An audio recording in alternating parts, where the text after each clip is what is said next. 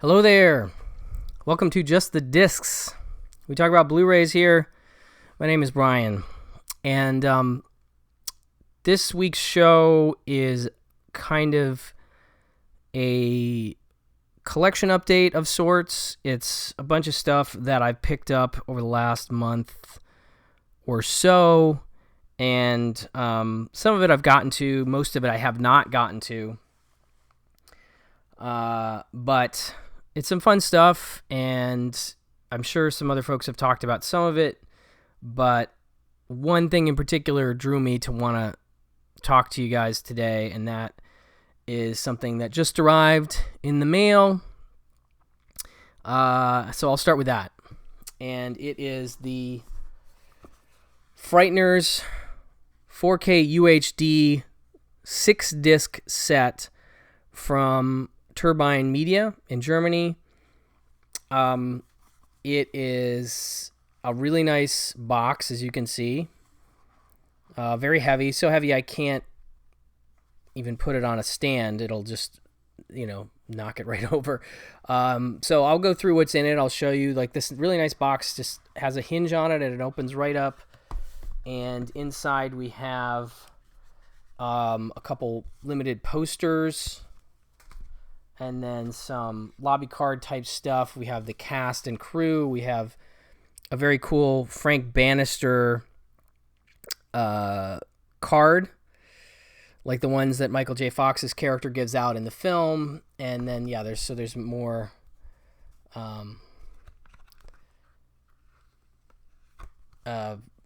lobby card type stuff here. That's really nice. They do a good job with the collector package. The discs are housed in sort of a cardboard slip box. I'll pull them out in a second. It comes with a really nice book, in the style of the paper, the local paper in the movie. It is all in German. So I cannot read it, but it is very nice nonetheless. And as for the set itself,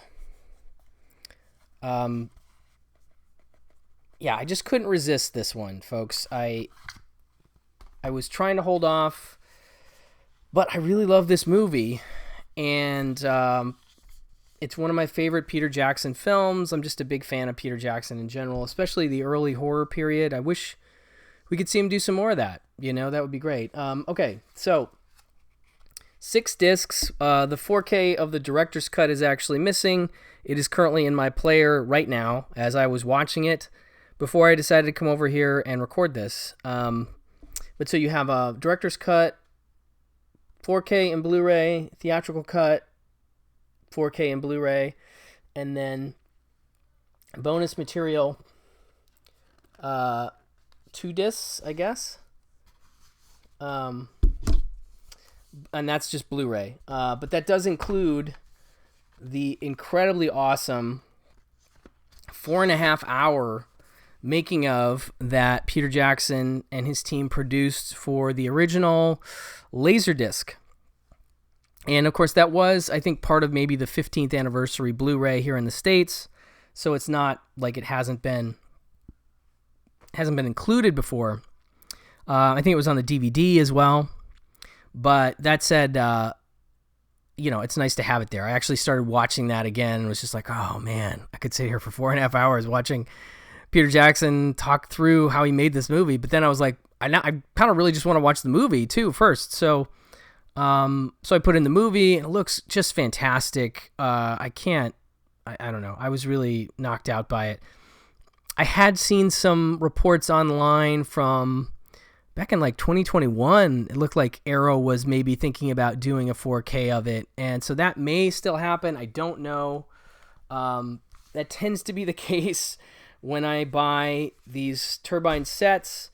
Almost all the time, they end up having U.S. counterpart. In the case of I bought the Howling set, and then that got one. American Werewolf got one, from Arrow. So I'm sure it'll probably happen, but I don't have any specific information about that. But like I said, I ordered this direct from Turbine. I was seeing it is on eBay. There's a couple different variants. There's one that has the regular white ghost through the cloth cover. But I like this this Michael J. Fox cover is pretty cool. And like I said, it's just a really nice set. So, commentary with Peter Jackson. You have... this is nice. There's just the death symbol that Peter Jackson in his cameo is wearing on a t-shirt. But yeah, No Way to Make a Living, a look back at the Frighteners with the cast and crew. That's a 95-minute documentary, and then 270 minutes of the making of the Frighteners broken down into all these different categories. It's really great stuff. You got 6 hours of bonus material on this set, right? So that's super cool. And I just, like I said, I love this movie. Jeff Combs and Trini Alvarado, I forgot she was in this. I'm a big fan of her from Times Square, which we just got on Blu-ray recently. I was watching this again, and I was like, oh, that's Trini Alvarado from Times Square. Oh my gosh. Who I don't know if I'd seen Times Square when I first saw this in 1996, so I wouldn't have known that. But anyway, the Jackson commentary is great. All this got me really excited about Peter Jackson, and so I pulled out my old Bad Taste DVD. This is the Anchor Bay limited edition. I got a pretty low number here, 38 out of 50,000. And this just gives you an idea of what physical media used to be, because a limited run used to be 50,000 copies, and now it's 3,000, 5,000, significantly less, unfortunately. But I kind of want to dig into this again. But then also I was reading some interviews with Peter Jackson from, I think, last year. He was talking about he's remastering Bad Taste and Dead Alive, and so I'm hoping those are going to be Arrow releases, maybe, or who knows. Who will pick those up, but I hope somebody does. But until then, I'm gonna maybe I'll rewatch my DVD. Got me excited. So anyway, I do recommend this set. It is really, really nice, and just a beautiful set to just hold. Just one of those. So the Frighteners 4K set from Turbine Media in Germany. While I was at the site, I noticed they have Escape from Absalon, aka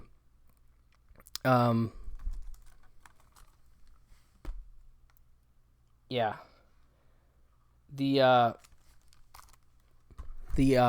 prison movie with Ray Liotta, and it's one of those that I just talked about via the No Escape. Sorry, I blanked, and it's not on the cover. So yeah, No Escape on 4K, and it's got some nice features on it too.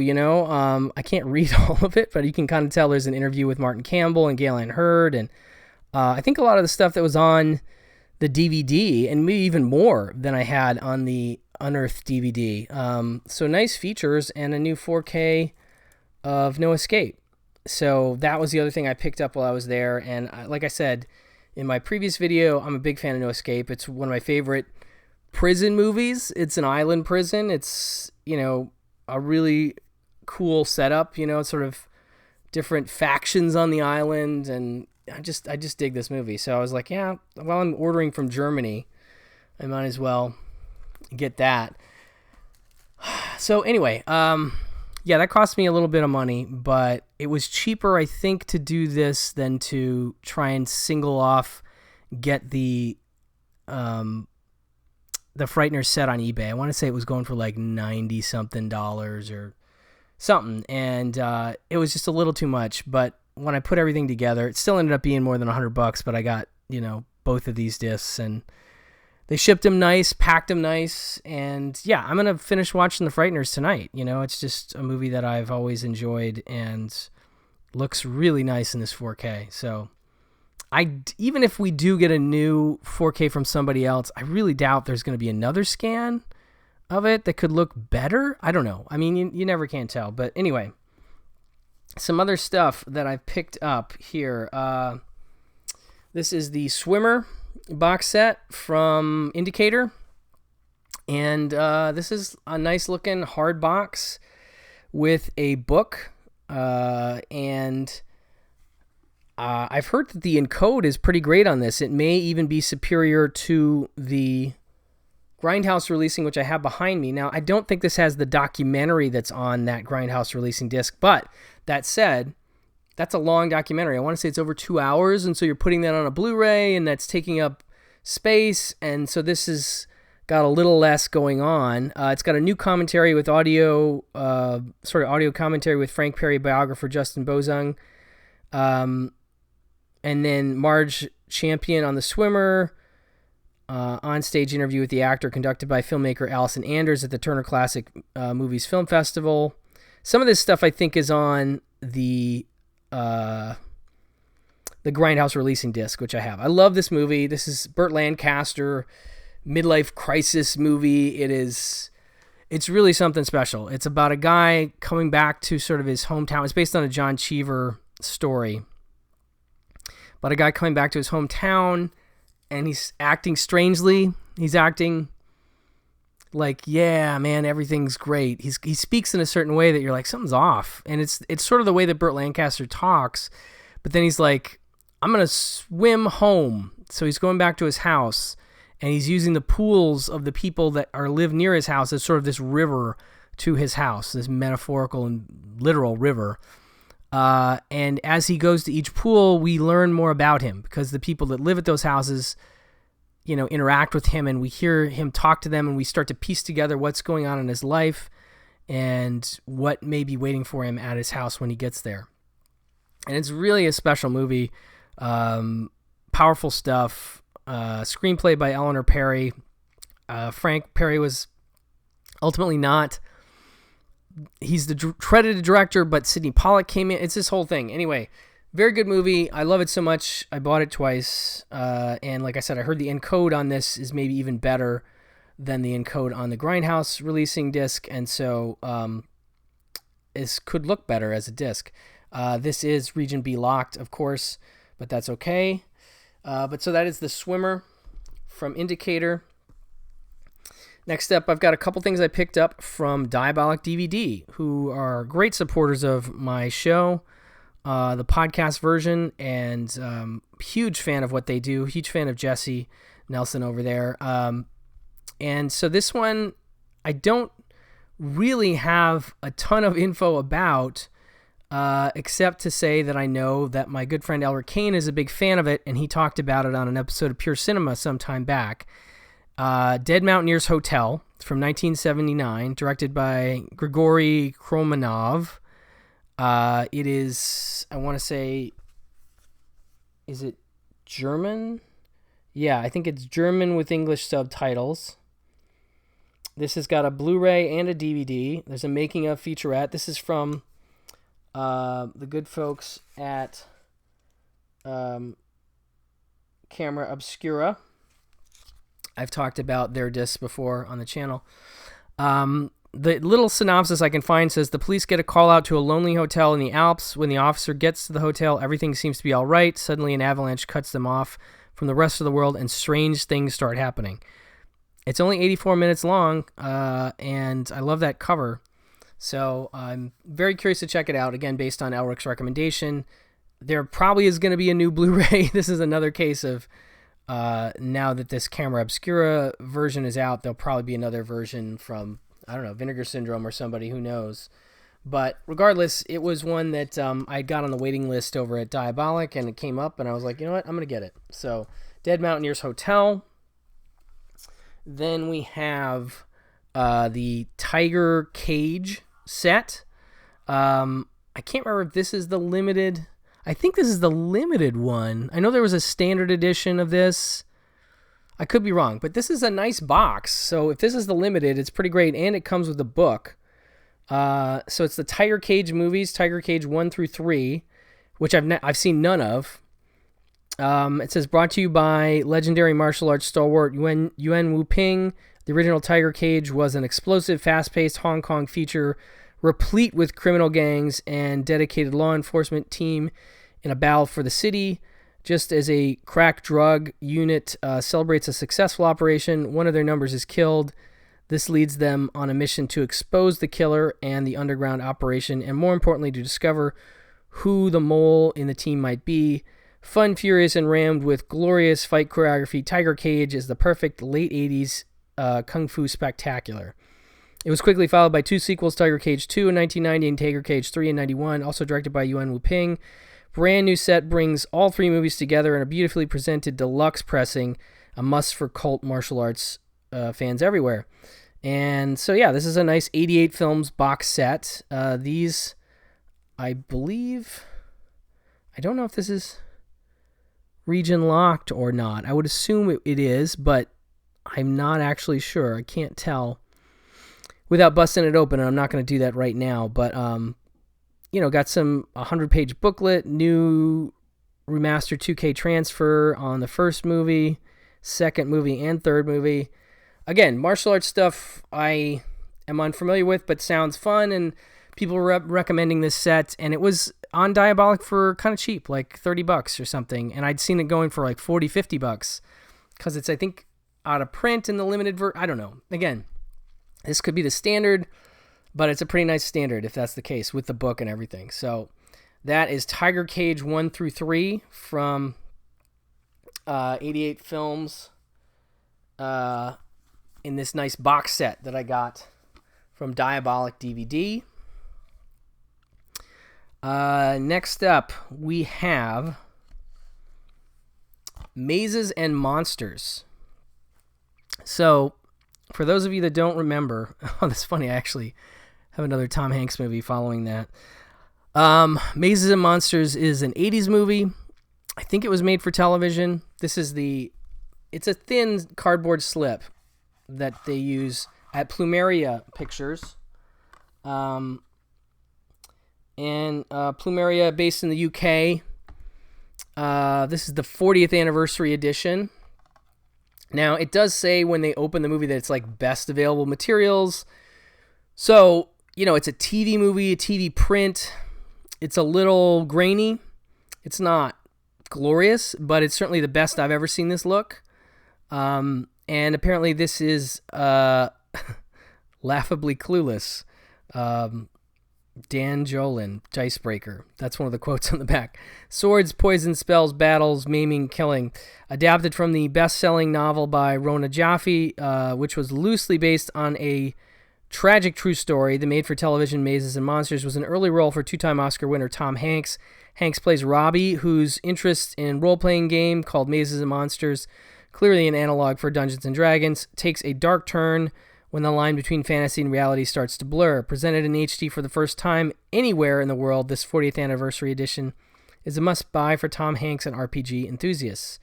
And this even includes an exclusive audio commentary with RPG legends Seth Skorkowski, Scott Dorward, Joe Trier, Veronica Escamilla, Brady, and Ehogan Falvey, and an 8-page essay from film and games writer Dan Jolin, who is quoted on the back here, plus subtitles. It's all region. You don't need a multi-region player. Commentary is a little crowded for me. Like, having that many voices was a little too much, but it was interesting to hear their perspective on it. But yeah, the idea is that you have a character played by Chris Makepeace, who I love from My Bodyguard, and this is only a few years after he made that, going to college, and some would say this could be a sequel to My Bodyguard. I don't know.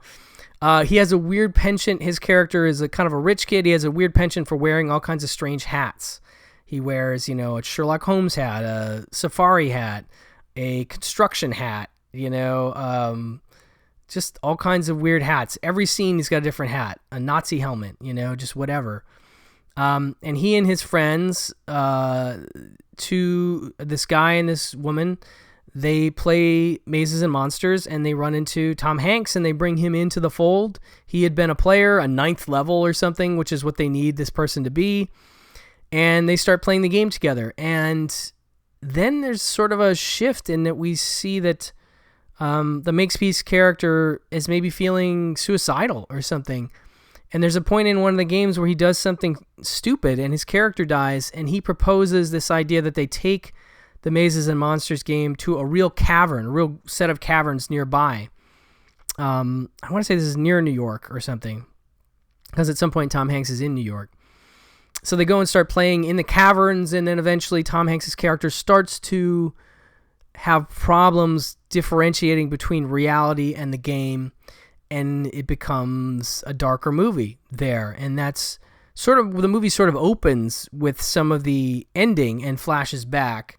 But yeah, it is sort of based on a real guy who got sort of caught up in the game too much and couldn't differentiate. But it's an interesting dramatic role for Tom Hanks. This is around the time he'd be doing Bosom Buddies, and he's doing a dramatic role. There is one particular line reading towards the end where he has to express himself in a sort of grief-stricken way, and it comes out in that sort of Tom Hanks comedy voice, and I feel like the Tom Hanks of today would play it differently. So it's kind of funny. But regardless, I hadn't seen this in forever, and it's sort of an 80s staple, or, you know, an 80s movie that people remember fondly because it's an early Tom Hanks movie, and Chris Makepeace is in it too. And so really neat that Plumeria Picks in the UK put this out in this 40th anniversary edition. I do recommend picking it up. Very cool stuff. Then we have, again, another Tom Hanks movie. I just bought this because it was on sale, but I'm a big fan of it, and that is Bridge of Spies, Steven Spielberg's film from 2016, I think. I want to say 2016 or thereabouts. And this is, of course, a dramatic thriller set against the backdrop of a series of historic events. It's James Donovan, Tom Hanks, is a Brooklyn lawyer who finds himself thrust into the center of a Cold War when the CIA sends him on an nearly impossible mission to negotiate the release of a captured American U-2 pilot. High stakes and suspense power a story that captures the essence of a man who risked everything, vividly bringing his personal journey to life. I just am a big fan of this movie. I really do think it's Spielberg's last great movie, and not to say that he doesn't have another great movie in him. A lot of people really like The Fabelmans. I enjoyed it. I like this better. And this had a bunch of extras. I already had a digital copy of this, but this has I think these are relatively short featurettes, but there's 4 of them that kind of go into the making of the film and some of the real history and the real people behind what this is based on. And it was $7 or $8 or something like that. And I had a gift card, so it was even less. So I was like, I want a full Blu-ray copy of this. I don't know if this is going to come out in 4K or not, but I love Tom Hanks, and, any interview with Tom Hanks is great. If you hear him promoting his new Auto movie, all those interviews are great. I just love him. So there's part of me that just wanted to have another one of his films, and Spielberg was on my mind because of Fabelmans, and I was like, let's get Bridge of Spies in Blu-ray. So picked that up for cheap.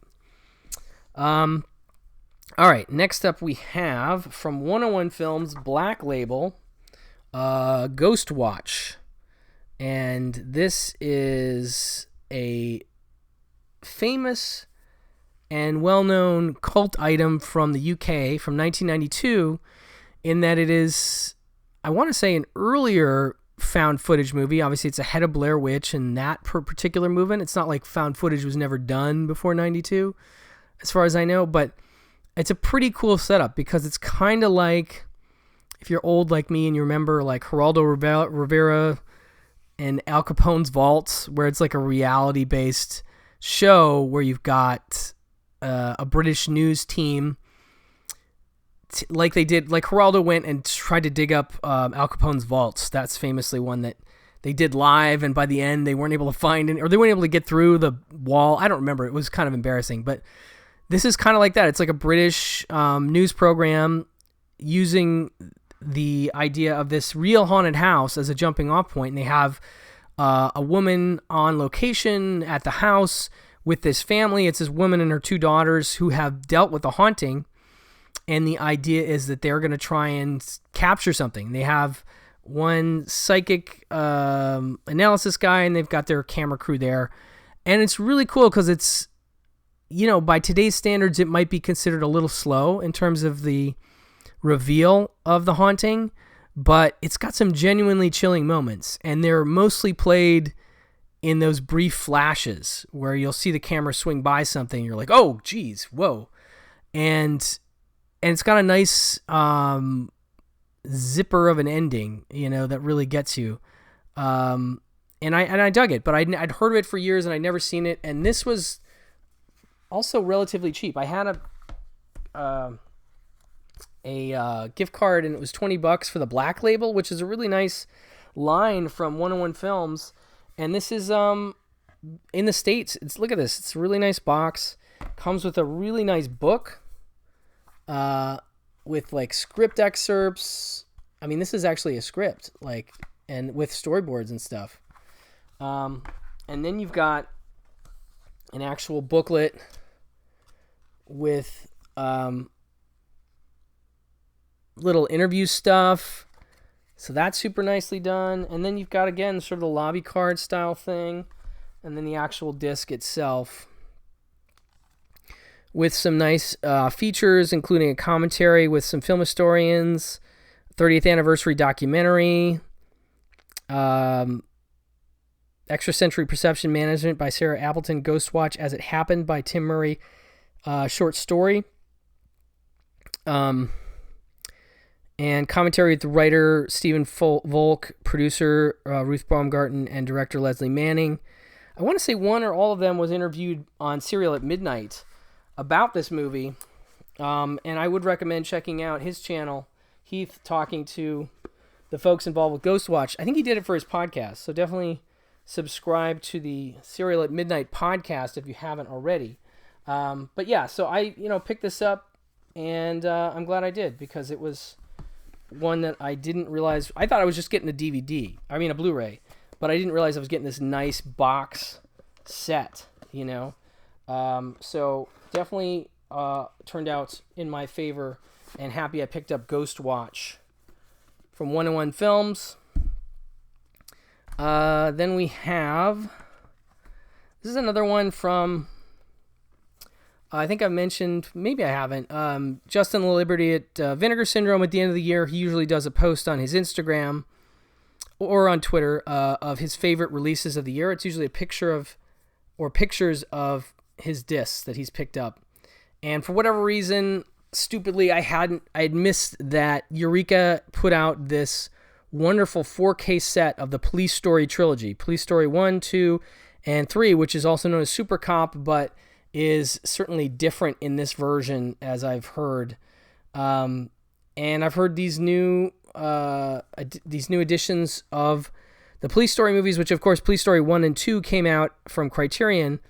So you may be missing some of those extras. I can't guarantee that all the extras are brought over. In fact, I would almost guarantee they are not completely brought over, but I can't be sure. But they have new commentaries, and I think these are new scans. 4K UHD for the first time.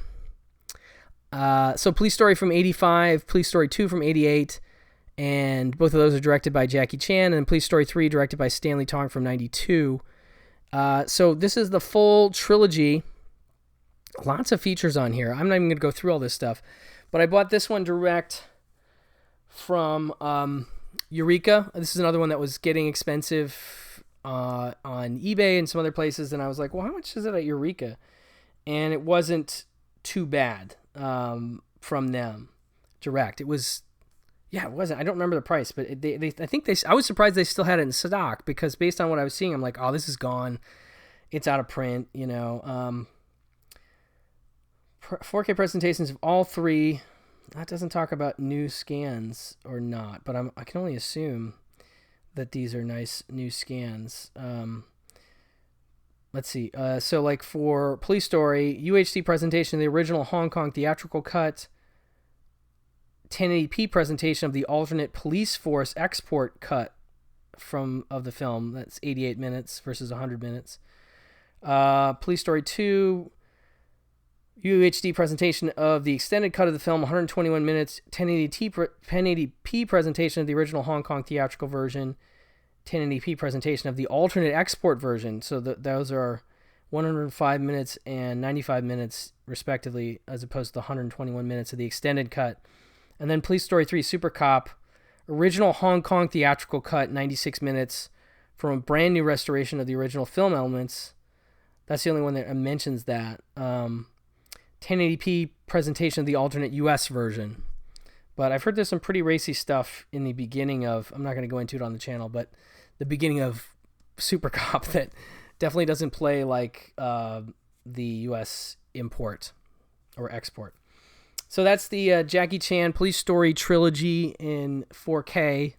Definitely looking forward to checking those out on 4K. I have the, of course, the Blu-rays from Criterion, but this is going to be a great one. Another one that I just pulled out that I realized I had sitting on top of my player buried under some other discs, and it was suddenly like, I want to watch that. I think partially because of Brendan Fraser being in the news, sort of because of The Whale and the attention he's getting for that. I'm not as excited about watching that movie in particular, which is going to sound even dumber when I reveal that the movie I'm talking about that I found is my 101 Films copy of Monkey Bone on Blu-ray, which I can't remember if this got a stateside release or not. It probably does have one. I don't know. This is Region B locked 101 Films version of Monkey Bone, directed by Henry Selick. It's rude, it's raunchy, it's totally outrageous. Brendan Fraser goes bananas in this balls-out comedy that breaks all the rules. After a car crash sends repressed cartoonist Stu Miley Fraser into a coma, he and the mischievous Monkey Bone, his hilarious, horny alter ego, wake up in a whacked-out way station for lost souls. When Monkey Bone takes over Stu's body and escapes to wreak havoc on the real world, Stu has to find a way to stop him before his sister pulls the plug on reality forever. Bridget Fonda, Chris Kattan, and Whoopi Goldberg co-star in this inventive blend of live action and stop-motion animation loaded with musty, eye-popping effects and some of the crudest laugh-out-loud humor since South Park. This actually feels like it'll be a fun follow-up to The Frighteners. I know it's not nearly as good a movie, but just kind of goofy in the way that I forgot The Frighteners was when I was rewatching it. And so anyway, I'm glad I dug it out. I was like, what? I didn't even remember getting this. So this is an older release from several years ago now, but Monkey Bone on Blu-ray from 101 Films is my last from this group. So that'll do it for this episode. Thank you so much for watching. Thank you so much for listening, and I will talk to you soon. Bye-bye.